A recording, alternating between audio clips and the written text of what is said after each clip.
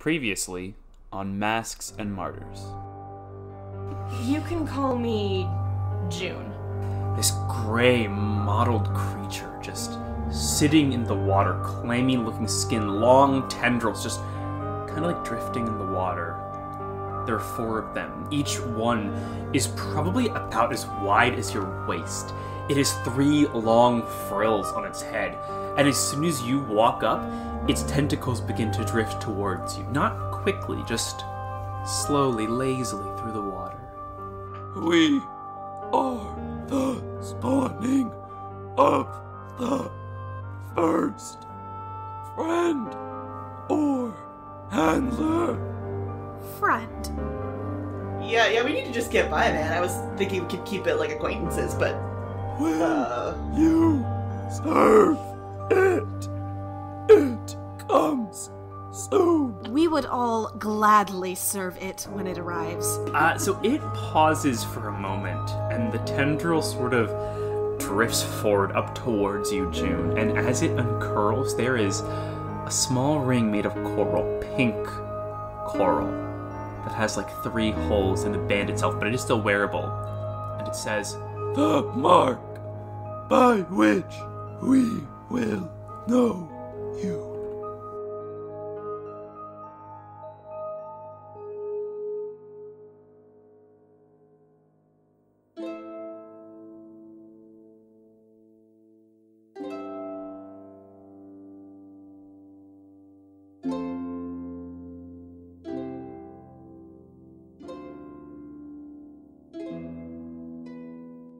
The team sans a mysterious arrival. Would you say a mysterious arrival? Potentially. What y'all don't know is she was there. Nobody knows. She's everywhere. Nobody knows where, including me. That's fair.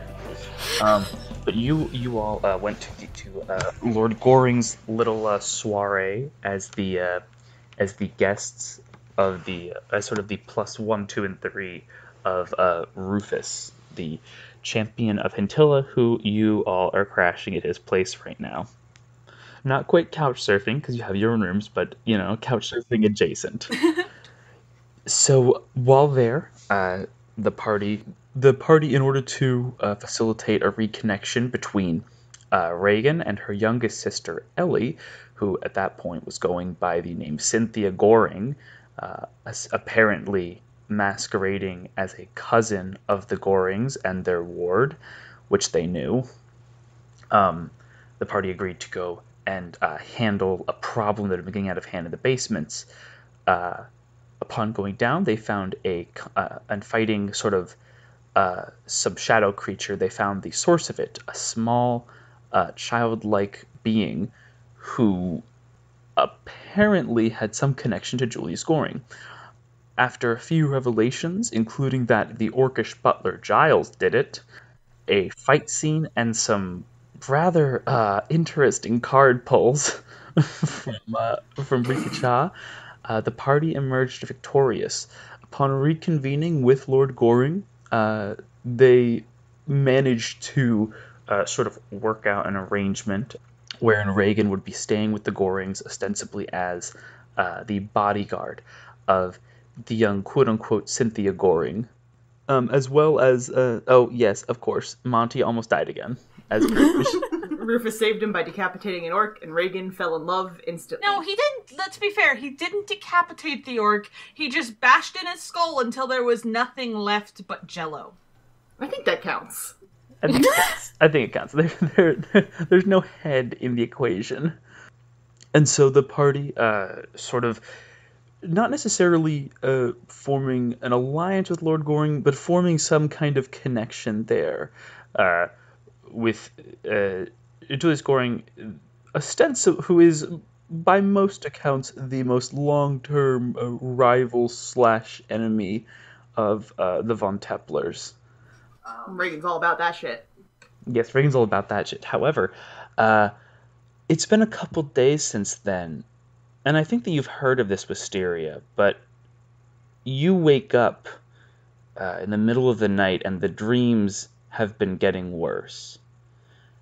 ever since that day in the sewers where you all encountered that strange, sort of, that strange sea creature, where you were offered where you negotiated passage by agreeing to some vague terms and accepting that artifact of curling and curving coral, you have not been sleeping well. At first, you wrote it off as nothing more than dreams. You've had bad dreams before, everyone has. But they've been getting worse. And I think that tonight, as you wake up another fitful night of sleep that has ended too soon, I think you resolve to change that.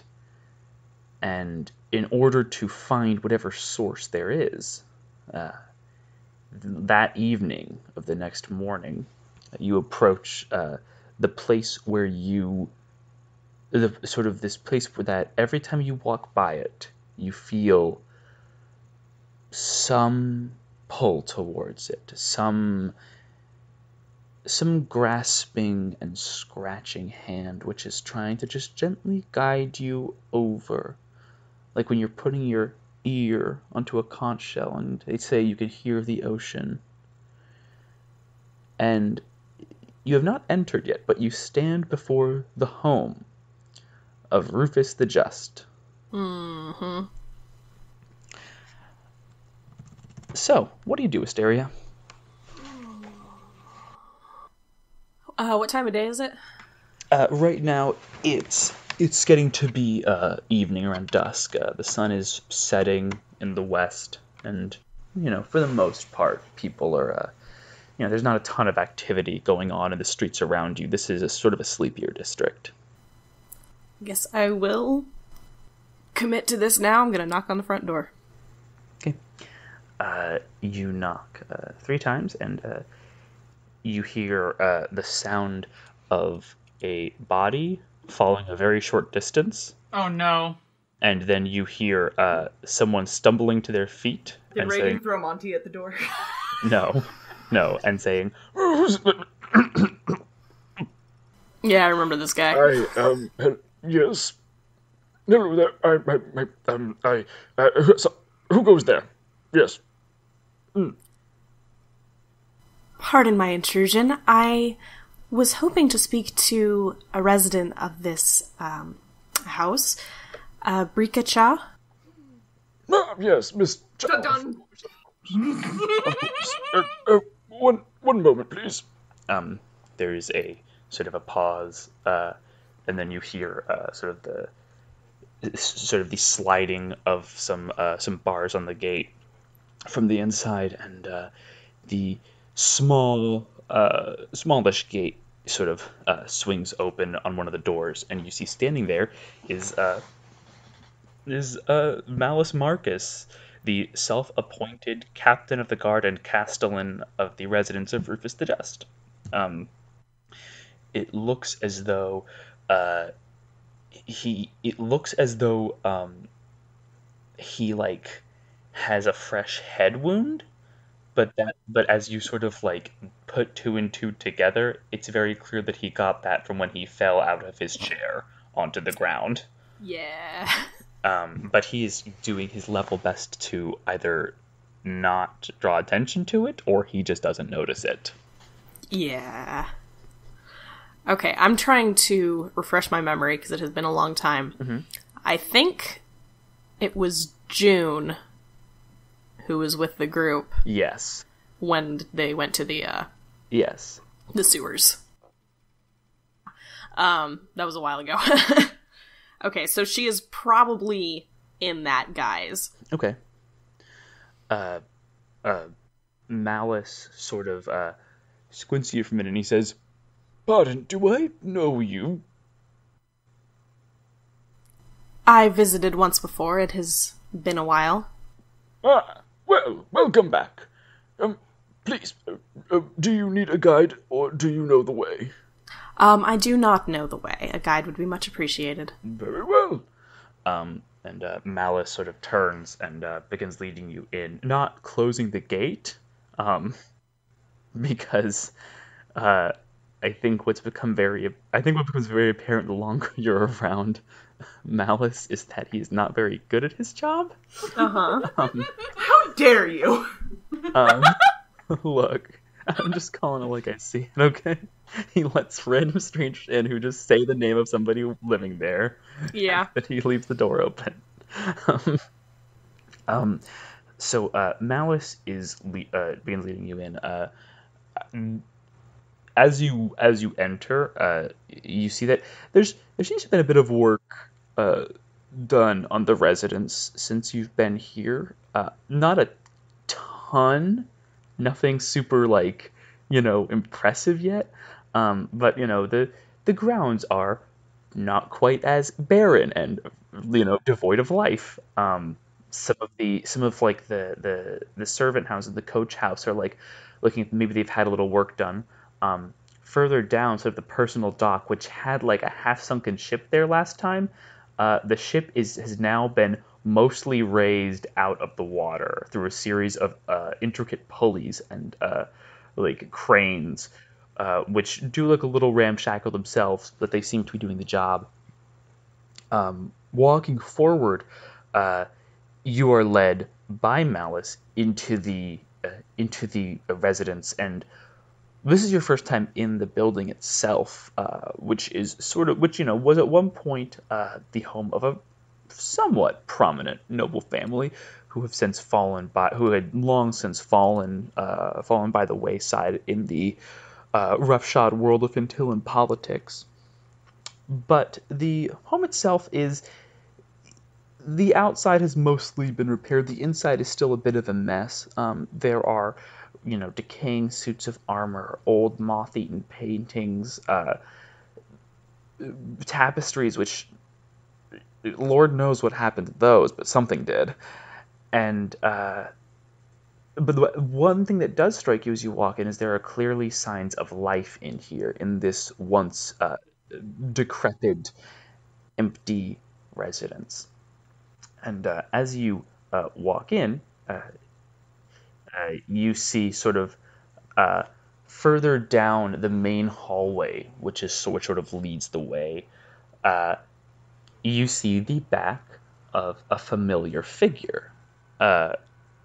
Reagan, you are here, I think, because Ellie had an entire day of studies lined up. And she was lonely.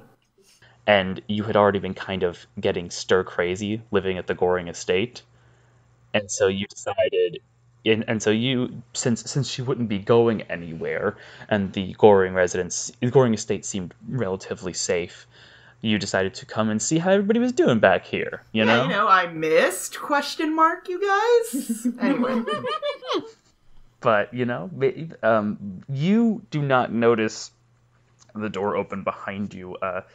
Malice let you in not too long ago, but Wisteria, you definitely notice Reagan because she cuts a rather... it's hard to miss. She's a human fucking Dorito. Oh, and also yes, the artwork is accurate. Reagan now does have long, luscious flow. Amazing. She got that Clavier Gavin hair going. It was an accident, in my defense. It was, I promise. Reagan, I do want to point out, Reagan is drinking milk directly out of the carton in this house she doesn't live in. I just wanted to establish that Reagan is still history's greatest monster. I don't think there was ever any doubt in that. I don't think anyone ever assumed that Reagan was anything but that. I would hope not. Okay, so what do you do, Wisteria, upon seeing this figure? Turn to Malice. Thank you. I see one of my acquaintances ahead. You may return to your post. Yes, of course. And he goes to snap off a salute, which it's a salute which you've seen Aminor soldiers give salutes before. This looks like what those salutes were based off of. This is so old. All right. like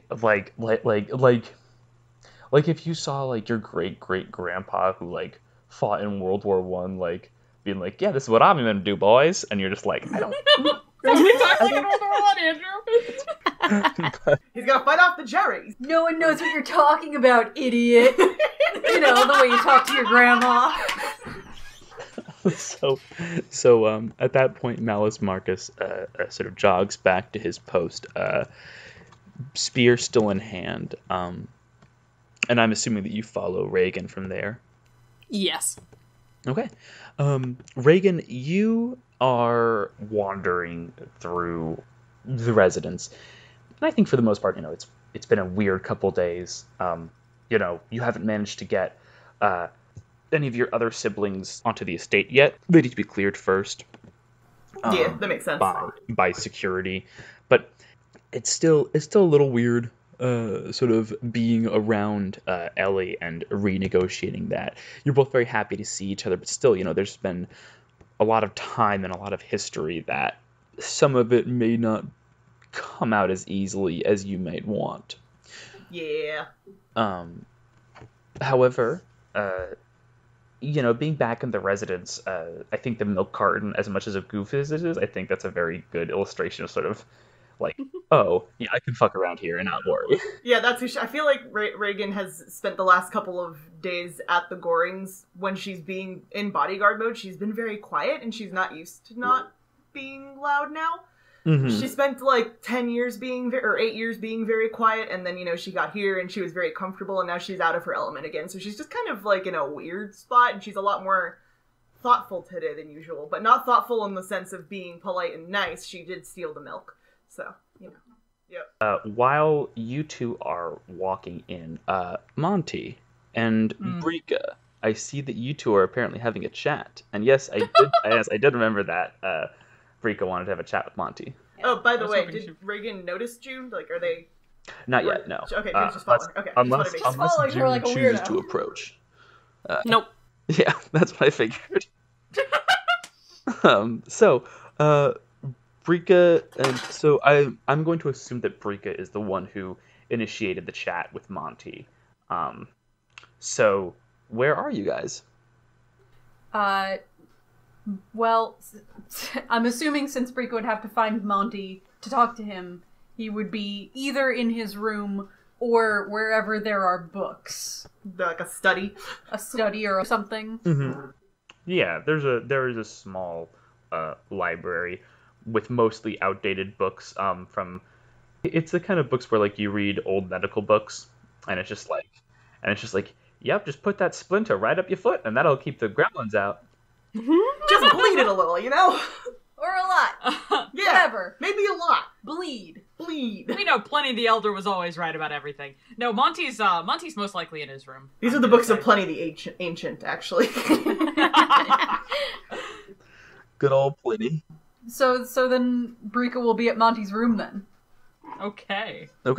Trying to corner him for a chat. Good luck getting in, Copper.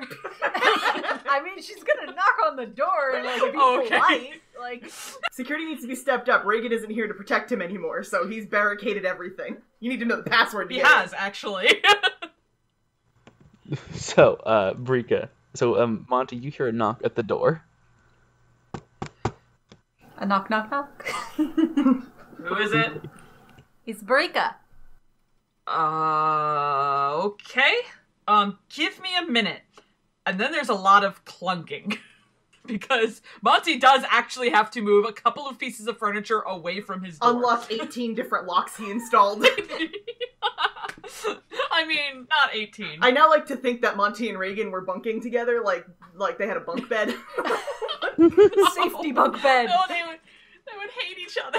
They would go crazy. Monty is a private person. He needs space. That's understandable. However, I like to imagine that in another life, they were raised together in bunk beds.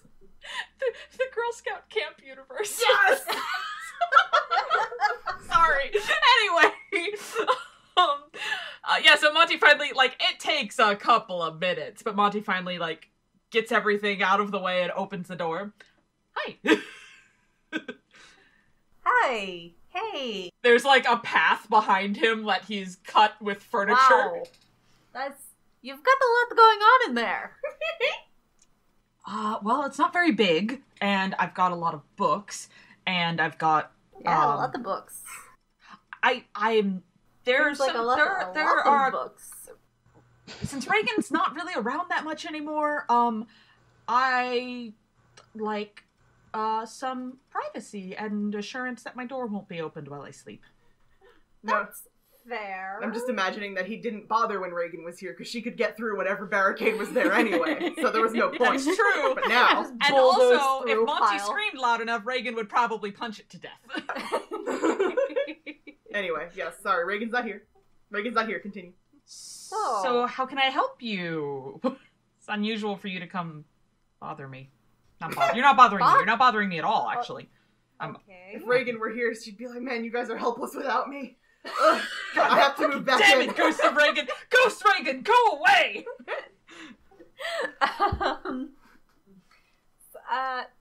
I wanted to talk to you about something.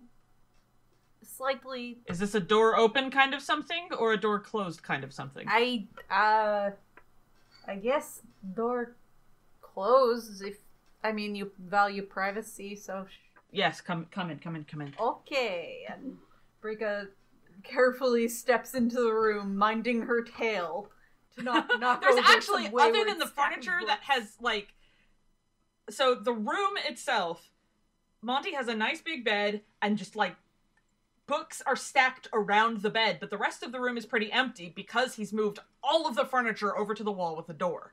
So, as long as she stays away from what looks like a very cozy little reading corner on his bed, she's not going to knock anything over. Okay. Well, I am imagining Brika just holding her tail in her hands just to make sure. I think she's like Like a got it lady's wrapped skirt. around her feet, just like, I'll just keep to this square foot right here. Monty picks up a chair off the top of one of the armoires that's near the door, sets it down for Brika. Fucking disaster. Bitch, you live like this? No, she's not going to insult Monty's room. Everyone is That's different. that's supposed to do. If Reagan were here, God, God. soon. Soon she can make Oh fun god, of short yeah, soon stuff. they're coming soon, aren't they? By the way, how tall is Monty? I need to know. Monty is, I think, 5'2". Yeah, 5'2", 158 I just need to know if Reagan centimeters. could call him short stuff. Continue. Literally very short. So, there was a matter I wanted to discuss with you, specifically. It's kind of difficult to explain. Or, it's not difficult. I'm sorry, I'm belaboring the point. It's too much Are time you here to is- kill me? No! Montague, no! I mean, maybe not now, but maybe you were originally sent to kill me? No. Or capture me? No. I don't. Okay. Remember when we first picked up Lynn and we were hiding out in a little brothel hotel type thing, and you and Lynn were in the room, and then I was in the room with Reagan, and she was making a lot of noise. The whole, Yes. you remember. It was not that long Yes. ago. Bad day, but yes, I remember. Yes. So, you had a conversation with Lynn. All of the color drains out of Monty's face. You I heard. don't want to apologize for eavesdropping, because that's basically what I do. But That's fair. I wanted you to know that I overheard. I don't like people not being aware when I know their secrets without meaning to. I didn't intend to pry and overstep a boundary, but I think that I may have, and for that I apologize. I just wanted you to know that I did hear a lot of that conversation. Okay. All right. Do you happen to remember any of the names that you might have heard? Whether Julia remembers or not is one thing, but maybe Brika does. I don't think I recall any specifics. It was more of the general... What do you know? Brika, what do you know? Let me know what you know. So, I know you're not... Or you used to be someone else. Okay. And I don't need any explanation. It's not my business to know anything about your past. I just wanted you to know that I knew that much. And you're okay with the fact that I've been lying to you this whole time? I mean, I don't really consider it a lie. You're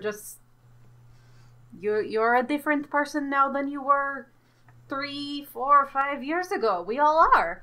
You don't know what I was like when I was your age, even. I could be a totally different person from then till now. Just look at Reagan. May I ask you an incredibly stupid question, Brika? A stupid question. Oh yeah, it's stupid. I promise it's stupid. Yeah, I mean, sure, why not? If you had to guess, how old are you in, like, approximately human years? I've always wondered. Fuck, it's not on here. Because when you say when you were my age, I don't know. Was that like centuries ago, or was that like last week? You assume that Brika hasn't always been here.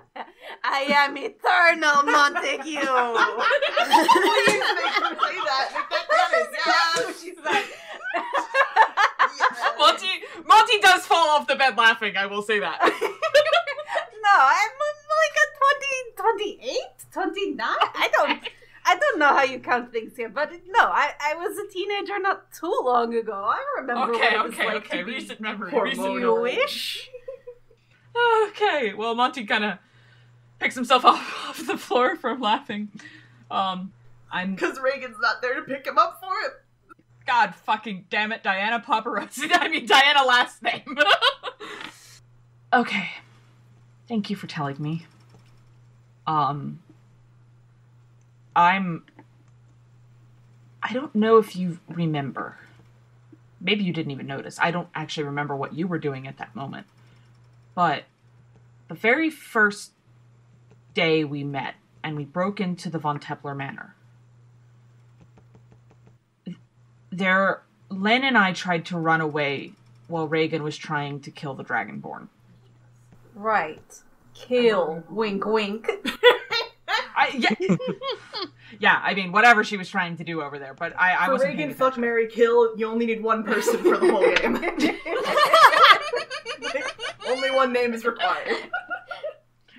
On that day, in the Von Tepler Manor, there was a different Dragonborn that I ran into. And she didn't recognize me.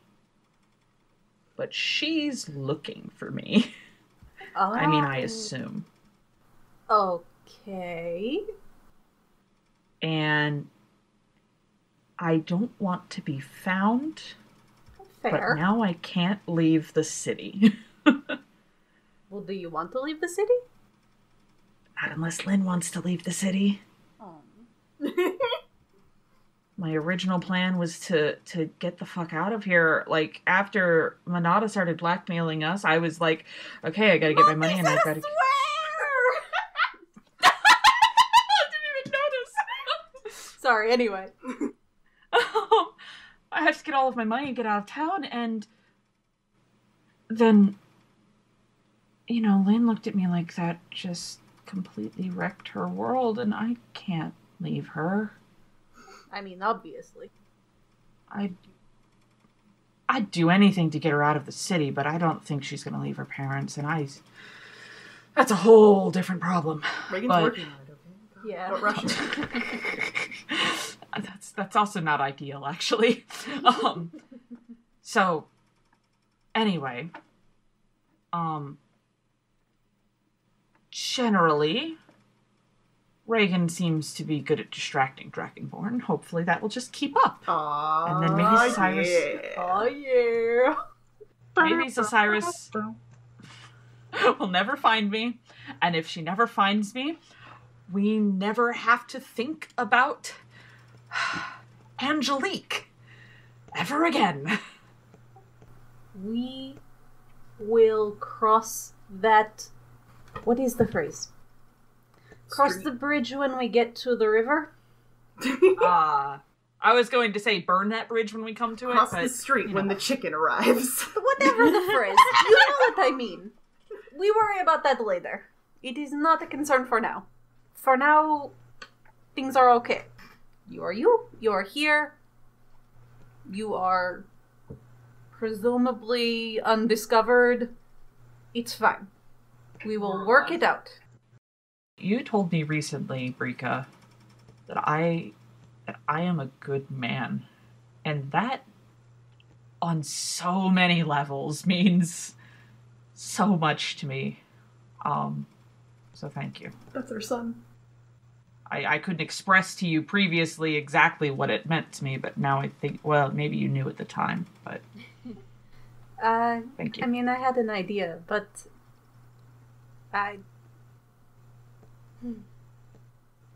I'm glad that I can... I'm not good with words, money pants. It's okay. That's okay. Why would you do this to your mother, Brika? You're killing your mother, Elizabeth. You're killing your mother, Montague. No. Yeah, so, okay, well, so now you understand the, door. He, like, kind of gestures at all of the furniture on that side of the room. I mean, I suppose, I don't know that anyone is going to break down your door except for Reagan. As you say, break down your door except for Reagan. Here she comes! Hit that Reagan! Oh yeah! Reagan, you... She doesn't break down the door, she breaks through the wall. She's like the Kool-Aid Man. Thank you.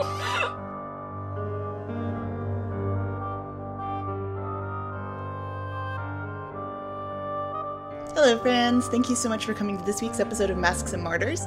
This is the beginning of the Odd Overtures arc, which eagle-eared listeners may realize that this is not a behind the mask, which is what we normally were saying we were going to do every 2 arcs. I don't know if anyone remembers us saying that, but we did. But we decided to go into the next arc because this is our last arc before our finale for season 1, which, I mean, I say finale, but it's going to take us at least 2 months to get out all of the episodes in the final arc there. But we didn't want the behind the mask for this little arc here to get lost in the behind the mask for our final arc, so we are presenting it here. It is a fairly short arc, and it is the return of June, which makes me very happy because I love Sarah. Anyway, here's Diana with housekeeping to take care of. First off, if you're enjoying our show, we would love if you left us a review wherever you're listening to the podcast. I mentioned last week, we're in the top 200 of drama podcasts on iTunes, which is absolutely baffling to me. So, you know, whatever you guys are doing, it's working. Keep doing that. We love you guys. Thank you so much. You can also come say hi to us on Twitter at Masks and Martyrs. That's, you know, just to hang out with us. Oh, by the way, just another reminder that our Etsy shop is back online. We're at etsy.com/shop/masksandmartyrs, and Katie went ahead and uploaded, I believe, our entire product line. So there are stickers, there are posters, coffee mugs, all sorts of cool stuff, and we will be getting more soon. So we'll let you know when that happens. But keep checking back. If you like this, you'll probably be interested in the other projects hosted on the Nerdification Media Network.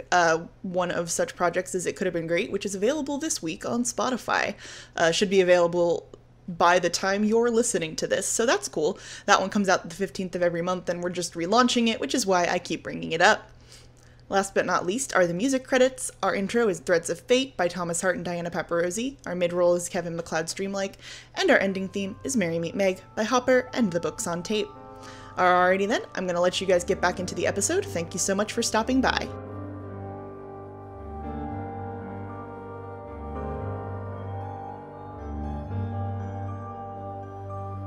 I think that since you just hear like your name, you're like, oh, like you're walking in the hallway Because, me, Reagan. you know, Reagan wasn't in her room, so I guess one time check on Money Pants. And then Yeah, you it's hear, me, Reagan. Yeah, you hear the name, and you're like, oh, great.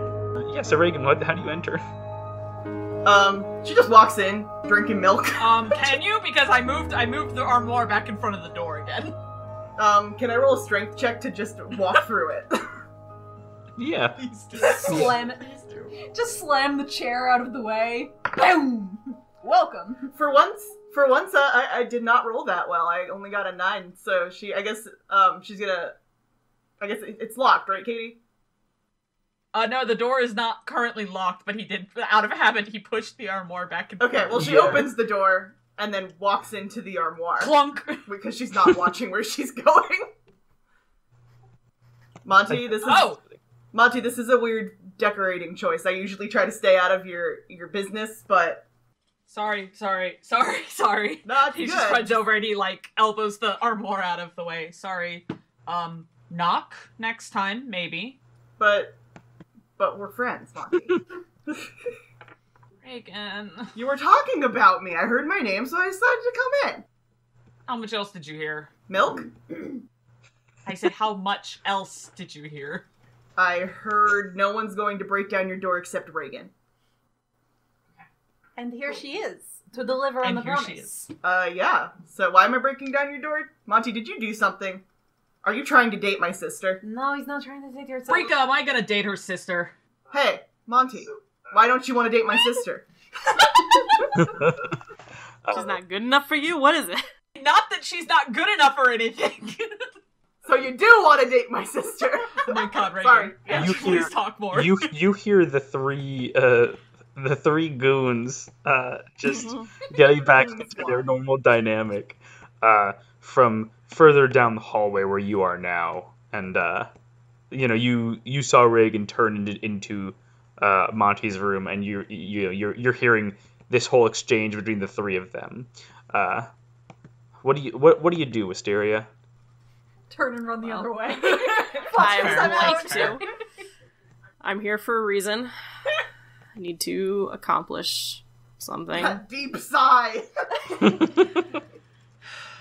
I will walk to the room. You sound so upset. It's incredible.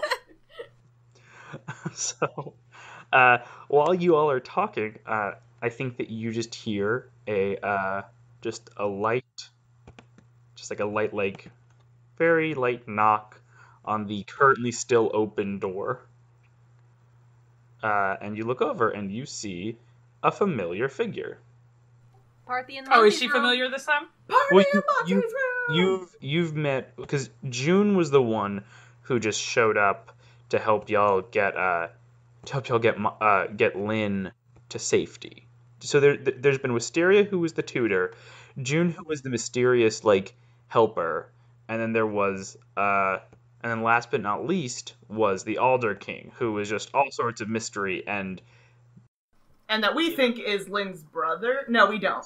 Someone. I mean, Reagan as far does as it. you know. Reagan may think that because Reagan wasn't there at sort of the Yeah, but he talked to the rest of the part. Yeah. Okay. Yeah, Sorry. I think He betrayed my plan? no. That monster. Aldo had already spoken to Monty before the Alder King revealed themselves to be Aldo, who then you went back and swapped clothes with him and was like, all right, go. Yep, go do your thing. But yeah, so you guys turn and you see June there. June! Oh, fuck. I was wondering what happened to you. Milk? How did you find us? I mean, I was with you when you were invited to stay here. Yeah, doesn't she, live here? No, June does not live there. Oh, no, I know. Reagan said that. Reagan has no idea what June does. You're right, I've been living in the attic this entire time. See, I never go to the attic. I wouldn't. Yeah, see, that's just why we never see you, Monty. Don't be rude. Monty is Ted Smart. So, hi. Hello. How are you? Paranoid? I'm good. That's fair. That's a good thing to be. I'm How's okay. Lynn? I really would like to know, actually. I have had some trouble getting in touch with her. Oh, that's not what I wanted to hear. I'm sorry, it's not what I wanted to say. Is that bad? I don't know. Well, Lynn is actually not why I am here. As you may recall, at our last meeting, we ventured through the sewers. Yeah, that was a trip. Oh, yeah, we did, didn't we? I had to throw those pants out. And there was a strange being down there. Oh, yeah. Oh, yeah. That, the salty guy. Sure. I negotiated our passage. And Yeah, thanks for that. Did you want money? Sure. I assume that everybody's looking directly at Monty. Oh, yes, absolutely. We'll talk about that later. Sure. I hate all this so much. I think it is time for me to deal with that. And I was wanting to ask for your help. Okay. What's happening? Is it a paying gig? Do you have to ask about money every time? I didn't say you. You're not the one trying to hire me. Yes, it is a paying gig. Sit. I'm in. Wonderful. First, let's find out what's going on. Hey, listen, Monty, I love and respect you. I haven't gotten to stab anything in, 4 days. It's been rough. Hey, Reagan. I'm ready to go. Hey, Reagan. Going through withdrawals. Yeah, withdrawals. So, I'm good. Reagan, I love and respect you, but Aw. I'm not going back into the sewers without finding out what's happening first. Nerd. Shut up! I love you too, Monty. Oh my god. June, please continue. I have so many regrets. So many regrets. You probably should have asked, Feeling Rufus is or something. mutual. Rufus is more professional. You probably should have asked him or something. Yes, the drunk. Mm-hmm. Hey, don't Um, be down on lightly. Rufus Yeah, like that. that's a misconception, I feel. I mean, he drinks a lot. Yeah. I mean, he's also extremely socially anxious. Yeah. Yes. How is Like, he? more than me. All right. Children. Just a full-throated defense Hey, listen. of Rufus the Just. Listen, Reagan Just out doesn't of know nowhere. much, but she knows one thing. He decapitates an orc like a fucking boss, so, Okay, so I've been having, ever since I negotiated with the creature, I have been having strange dreams. They are beginning to concern me. I would like your assistance venturing down into the sewers. I hope only to talk to this being, but if things turn violent, I would appreciate backup. But I really want to stab it. We have to try to talk to it. Yes, Reagan, we have to try and talk to it. June, what kind of dreams are these? I was gonna say, how much do I remember? So, you don't remember everything in the dreams. They're not always entirely contiguous. Like most dreams, they tend to wax and wane, come and go. But specifically, what you remember is that sound, that noise of just like when you put a conch shell to your ear, the sound of the ocean, or at least what the ocean is supposed to feel like. You remember that, and you, every now and then, you would remember words that would sort of slither up from that void of sound. You would hear the words of brine fang and failure. You heard a whispering voice that said, "The first has failed, the next will succeed." You hear, every now and then, it's strange, you would close your eyes and you would hear what sounded like you were hearing what someone else had heard. Like you were hearing through someone else's ears, like a filter, and you would hear voices. You heard these odd, strange people and sounds of battle. But most of all, every night without fail, just before you woke up, you would see a single deep ravine in the sea floor itself. There was no way to see to the bottom of it, but every time as you looked, at the last moment just before you woke up, you would see that there were the beginnings of massive tendrils beginning to rise up. Yikes. Cool. So that. Cool. Cool.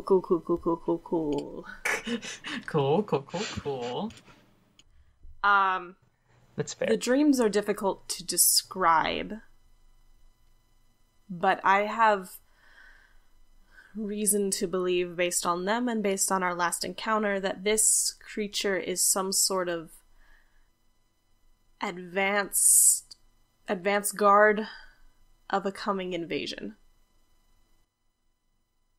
Okay. And what now?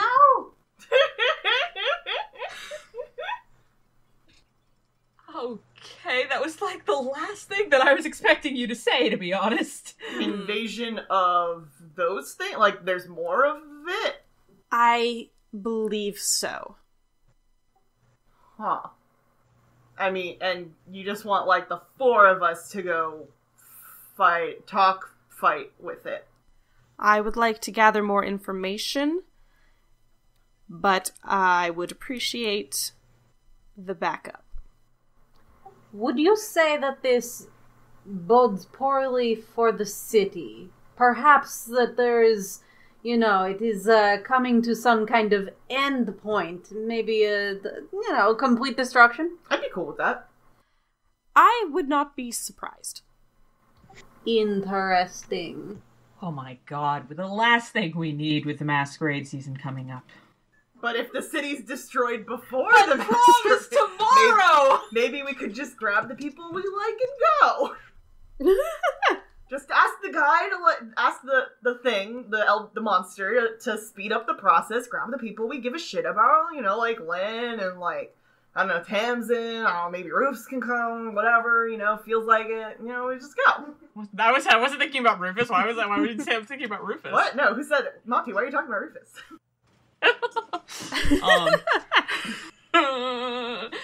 Okay. Alright. As you're talking, Monty, you have a window outside of your room that Shit. sort of overlooks the courtyard. It's not too crazy. It's nice and small. And at this point, you just hear from there a and then the sound of something like scrabbling up along the wall Burp. and then onto the roof. Oh my god, what? Okay, hold on a sec. Hold on. Let me check that. Gonna open the window. Can I see it from where I am? Because otherwise I'll fly up there. So you poke your head out. There's nothing below you. You turn, look up, and you see poking its head out is what looks like the large head of a raven, a crow. And I think you've talked to Kahlo maybe once. You live here. I want to say, as soon as we heard that sound, June just went into a combat stance. Reagan kind of looks her up and down. Huh, That's fair. that's nice. You might want to spread your feet out a little more. Reagan's an asshole. So Kahlo is kind of just poking his head over to you, and Kahlo is most of what you know about Kahlo is that he was one of Rufus's original companions. He is a Kenku, and he plays the Sham very, very badly. It's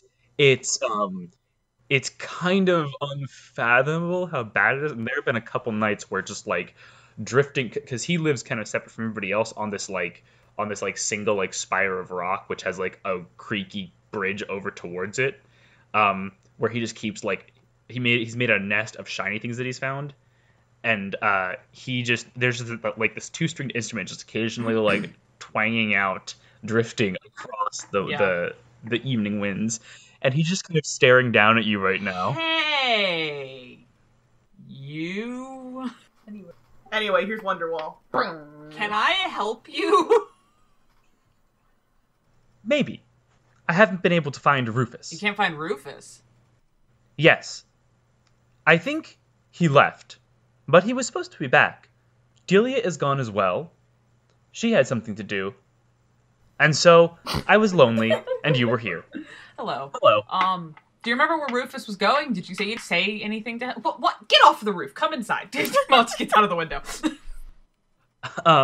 As you guys step back, there, you hear, the scrabbling of clawed feet, and then you just see, him coming down, kind of, flapping his wings almost instinctively as he comes down, and he manages to land and just perches on the windowsill in your room, and there's just, fair. A cloud of feathers now, as That's sort of, fine. I'll everywhere. vacuum it up later.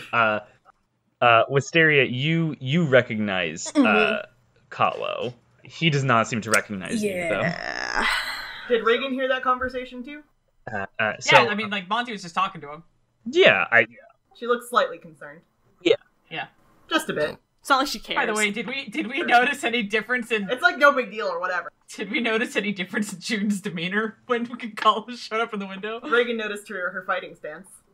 Yeah, she does that'd be too much. return to a normal stance when he is in the window and she can see, what's going on. And so Kahlo's just kind of, perched there. And he's sort of staring forward, and he says, most people have gone somewhere else, and that's... What's the Annoying? word? Is this normal? Okay. It depends. Normally, if Rufus is going somewhere, I go with him. He said I couldn't go to dinners, though, anymore. I do not see why. Considering that our party didn't get ourselves uninvited from future soirees, I don't know how that's possible. What'd you do, buddy? So do you think it was a dinner that he was going to, and that's why he didn't take you? That would explain it. But maybe not. When did he go? It's hard to say. You people have strange customs here. Monty and Frika are agreeing about this because they're completely from different places. I mean, you don't even eat rice. I've eaten rice. You know? It's not easy to get around here, but yeah, I eat it.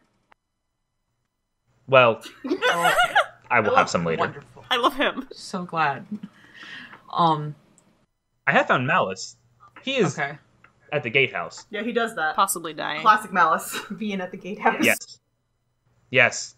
I once found him, and his head was open. That's not good. No. Anyway, so are you worried about your friends not coming back? I mean, because, we can go check somewhere for them. I mean, if you want. I mean, we have this other gig lined up right now, but I haven't signed anything. I don't know if worried is the right word. I think that whatever happens will happen, and that is acceptable. I'm gonna disagree with you. I like this anyway, you want to come fight an Eldritch Abomination with us? I don't know. We just June's knows some about a sick party or something. We were gonna go check it out. Well, talking to things first and then possibly stabbing them? I do not need such tools. Got it. Yeah, but my point remains. That's dealer's choice, but Kahlo at this point, he sort of just his head just sort of immediately just turns 90 degrees to one side, and he just goes, "Something bad is over there." Wait, I will where? be back. What? And then he just jumps off he just jumps Monty down. runs to the window. What does he see? You see the fastest fucking bird dude you've ever seen. I want to try to follow him. Just I mean, Monty's about to jump out the window because he can fly. Are you on a high floor? I don't know. Am I on a high floor? no. This is thought the second floor. You guys are maybe 12 feet off the ground. From where you can hang yourself from the windowsill and then drop. There's maybe 10, 12 feet from there. So Well, I mean, flying gives me a 60-foot speed, so I could follow him pretty quickly. Yes. Yeah, you can keep both Okay, of them. so I'm gonna fly after him. So, Kala drops, and then Monty looks out, and then he just starts flying, and it's beautiful. Has Monty always been able to do that? Yeah, I could do it during the mass mayhem. No. Reagan's asking Brika. I mean, yeah. Just Huh. you didn't notice? The No, floating never and the noticed. Flying and the... I thought he was just taller than that, maybe. Sometimes. No, it doesn't work like that. Oh. You can fly sometimes. Not very rarely. Yeah. I guess we should go check it out, huh? Wisteria, how do you want to follow? Because that'll determine how quickly you're able to get there. Right. Can I see where he's heading? Yeah, he seems to be heading down towards the ship, which is in the process of being lifted and excavated from its sunken place. Oh, good, water. Excellent. Eldritch sea creatures, great. Do I remember from walking in how to get there from inside the house? Yeah, Monty's room is overlooking the bay. It's really just jump down and then circle around the house, and then follow down the path to the bay. Okay. Well, yeah, I'm just gonna head that way then. Okay. Reagan and Brika, y'all just taking your... Oh, no, we have a plan. So Reagan's gonna chuck Brika out the window, consensually. Yep. So that she can get some extra ground. Because Brika, she's probably small enough that she's not gonna take much falling damage anyway. Brika, give me an acrobatics check. Sure. Please. Roll. That's a fucking 24. Brika can fly now, too. So, almost as if you had rehearsed this move. We have. It's kind of training montage. You and Brika just share a look, nod at the same time. You hold out your hand, and Brika jumps on, and just... Cobalt Cannonball. Exactly. It's the fastball special. And yeah, you land. You see further down, Kahlo is just sprinting. Monty is sort of following up behind him, and it looks like something is. You can't quite make it out. It's a bit far. These are pretty large grounds for just a residence. But you think that you see some movement further down by the shore. Also, Reagan just shimmies down the side of the building and then follows on foot as best as she can, by the way. Give me an athletics check, Reagan. I got a 10. Reagan breaks her ankles. Reagan, as you try and sort of scale just the face of a building, your foot slips, you fall, and you take a point of bludgeoning damage. Just one? Just one. It's skinning me. I can deal with that. Yeah, it's not really high enough to really do it, but it's enough. Anyway, and then she just follows on foot, I guess, as best as she can. Mm-hmm. Sorry, I just pulled up Kahlo's character sheet, and I'm remembering that he is -2 intelligence and -1 charisma. Oh no. Precious child. He's just a bird boy. He wants the bird boy thing. He's a good bird. Actually, I love him. Monty is the one who gets there first. Oh shit. Jerk. Well, you can fly, Montague. Well, you other than Kahlo, but I'm not gonna describe. I'm not gonna be like, Kahlo, you see this thing, and it's crazy. No, that seems like not a very fun time for anybody. Monty, so Kahlo gets there first, even with a fly speed of 60. He is blisteringly fast. And he sort of, there's, to describe this scene, think of the sort of the main residence is built on an escarpment, right? There's a minor cliff face where they keep the ground level. On the other side of the grounds it slopes downwards towards the bay of the city of Intilla, and that's where the dock is. Kahlo is currently sort of standing on the escarpment and looking down over this scene. As you look down there, Monty, as you come up behind him, sort of, I assume, still floating a bit, keeping your distance somewhat from whatever danger may come, you see that there are these great tendrils that look to be of some sort of viscous material. They're not solid, but they seem to be slowly just coiling up the ship and the dock.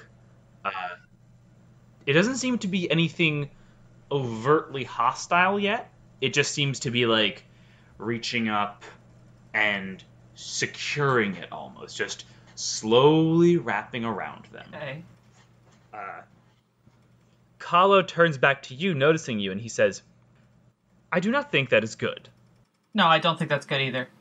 Well. And then he jumps. Ah! Wait, no! No. He has a -2 intelligence. Kahlo is not a smart. He's not a smart He's my boy. son. I love him.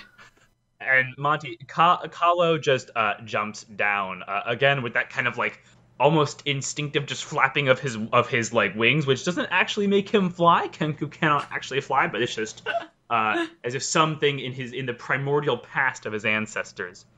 And he lands on the dock, and he just starts swinging at these. Can I try and hold person Sure.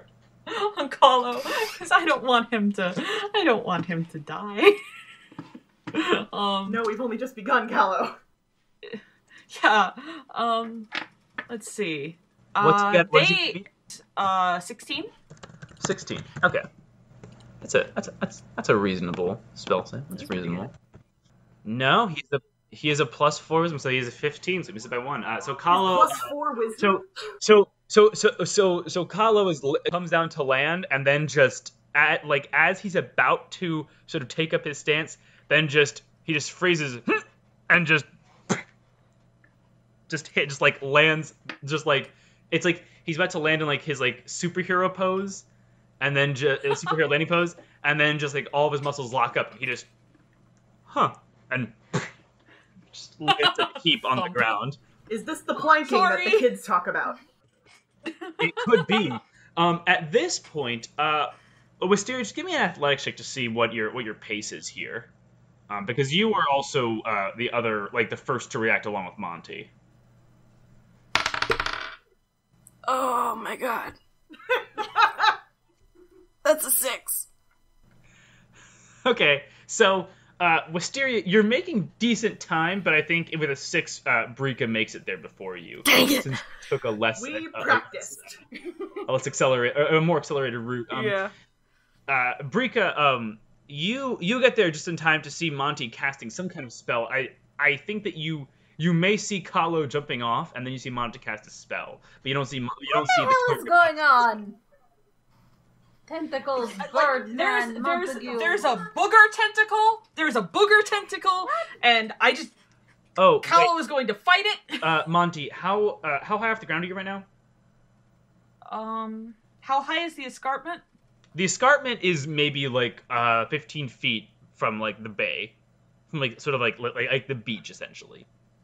Okay, because the range on hold person is 60 feet. So no. I'm asking where you are right now in the air. Like, how high are you off the ground right now? I'm gonna say 10 feet or so. Monty, you fall and you take 1d6 of damage. Because I fall? Because fly is concentration, and so is hold person. You take 5. You take a solid 5er, Monty.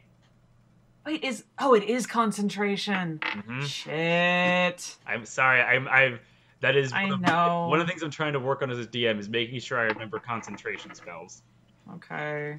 So Monty, you fall down and you're taking 5 points of damage as you you land, and I think that you kind of just take it mostly on your shoulder, and you just Yeah, But that's you're gonna hurt mostly tomorrow. okay. Remember, Andrew, I only have 36 hit points. Rick is gonna give him a hand up. Also, we have 2 bards, Katie. Don't panic. We got 2 bards. Maybe one of them can heal. Maybe. Like, Who's- Callow wait, literally... Who's the second If bard? Callow is from... I thought Callow and Wisteria are both bards. Kalo's not a bard. Oh, he just plays an No, he instrument just really plays badly the for shaman fun. really badly. Kalo is a bard with a -1 charisma modifier. Okay, fair enough.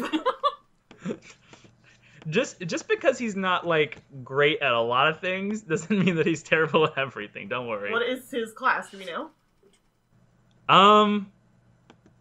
Is he I don't think. Is he a monk? I feel like he's a monk. Well, I thought he was a rogue. Wisteria would know that he's a monk because you saw him do stuff. Gotcha. Right. Anyway, yes. Don't mind me. We have 1 bard. Maybe she'll heal you. So around this point, Wisteria and Reagan, you both are kind of like coming up around the same Bringing time. up the rear, and that is June. Oh, pardon, June. Yeah, And Monty's shouting something about booger tentacles. yeah, Monty. I think you two see Monty like fall to the ground from the air while saying something about booger tentacles. That probably goes like booger tentacles.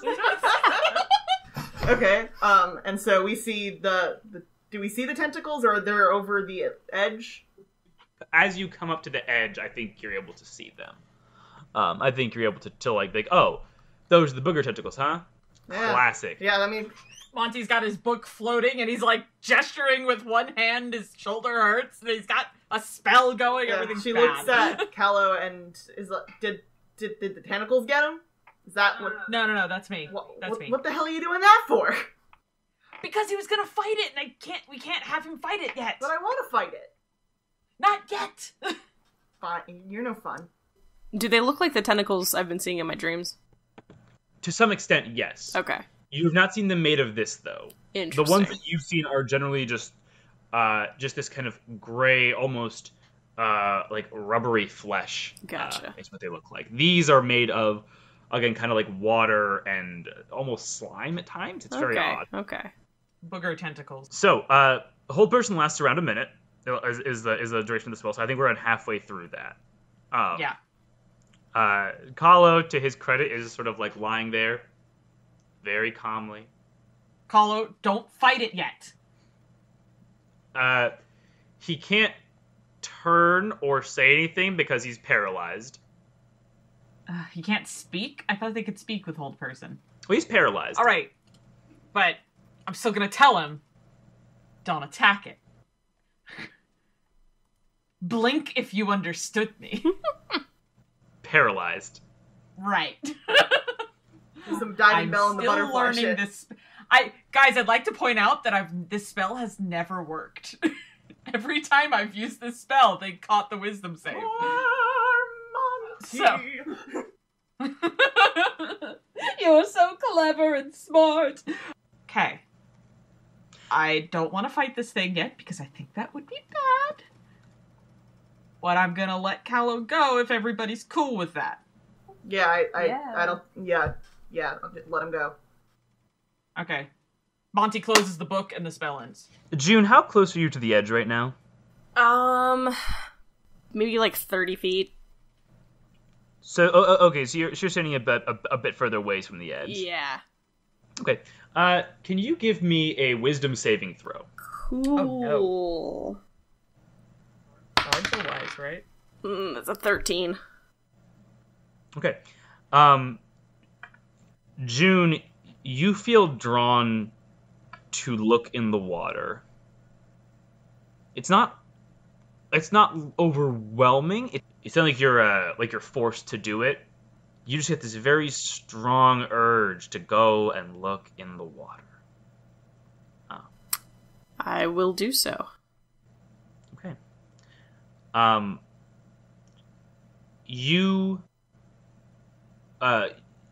So as Monty is trying to talk to Kahlo, you begin walking forward, and you're still on the escarpment. You can sort of see down on this cliff face, and as you look down, you see the water below you has sort of receded in level as these tendrils have begun to grow and climb up and around the dock and the ship.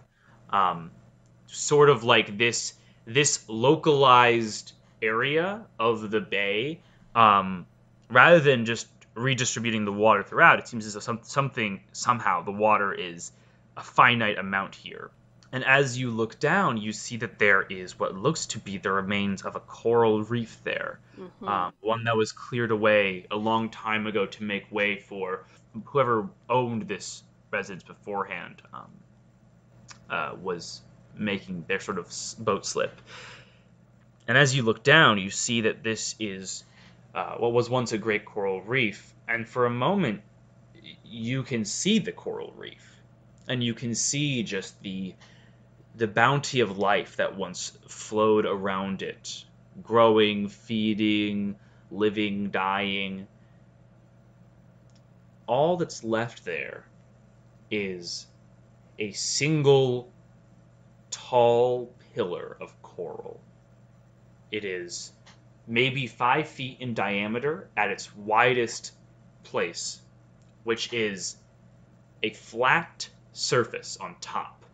Underneath, you can just barely make out through the water because it's just peeking above the water surface. You can make out just this almost corkscrew-like balancing act where it gets impossibly thin at times to balance the weight of this coral at the top, but it still manages to keep it. And you see, sitting there, there's the flat surface, and then there is a piece of driftwood, which seems to have been carved into some kind of a plinth of sorts, a stand. And on that stand, you see another piece of coral. This is not like the coral underneath. This is coral which you recognize. And a voice just goes off in your head that just, there is no character to the voice. There's not even words. It is just the urge to claim this. Okay. Nobody ever learned anything by playing it safe. Monty Can I- disagrees. Can I get down to the coral? It'd be a bit of a jump, but I think it shouldn't be, like, in terms of length, it's not too bad. You're maybe like 10 feet up. Okay. I would say, you like taking sort of the long way would get you there. You know, maybe take it 5 minutes, sort of go around, get down, swim over. Getting there now would be an acrobatics check. I'll do that. Okay. Reagan's got a good throwing arm if you need to be thrown. It's a 17. Okay. For the rest of the party, it really does seem as though, like, I think most of this y'all didn't really notice. You were focused on Monty and Kahlo and the giant tendrils of water moving around. And then as soon as Monty closes his book, you see a blur as June just sprints past you and leaps off the escarpment. Oh, God. Bye, June. June, you land. There's a moment of unsteadiness, and then you just land. But then you manage to catch yourself on the platform. And standing in front of you is this piece of coral. Again, sort of oddly made, if it was made at all, but you've never seen a natural shape or design to anything. Nature doesn't make edges that precise or curvature that odd. And it sits there, waiting. I will take it. Okay. June, as soon as you take that, as soon as you touch it, you are struck with another vision. Very similarly to your dream. This time, however, there's more clarity. You see a temple. Some kind of altar, you see people, only not human anymore. Their features have been distorted by these fish-like traits, bulging eyes, sort of gills spreading throughout, and there are a number of them. And as you are looking at this, as you're seeing this scene as they begin this ritual, you see figures coming from another room. You see a goblin, a human, an elf, and an orc who surge in and begin attacking them. The goblin slamming into their head with stones, the human pounding on his shield with his sword to create some kind of rudimentary drumbeat. The elf calling down thunder even in this great cavern as if from no source, and the orc firing crossbow bolt after crossbow bolt. And they're winning. Then they kill the one conducting the ritual. And its blood falls, filling the grooves around this item, this piece of coral that you, June, just picked up. And as they stand there, triumphantly, then they see a huge shape rising up, larger than any of them, easily 15 feet tall and 10 feet wide, with long tentacles over its mouth, an elongated skull, 4 eyes on each side of its head, a huge coral harpoon in one hand, and a massive blade. And then you're back, and June, the tendrils, which seemed as if they were simply wrapping around different objects, sort of casually, almost incidentally. I think everybody notices this. Suddenly they begin to move faster. And they begin to move towards no longer simply inanimate objects that are there, but towards the living.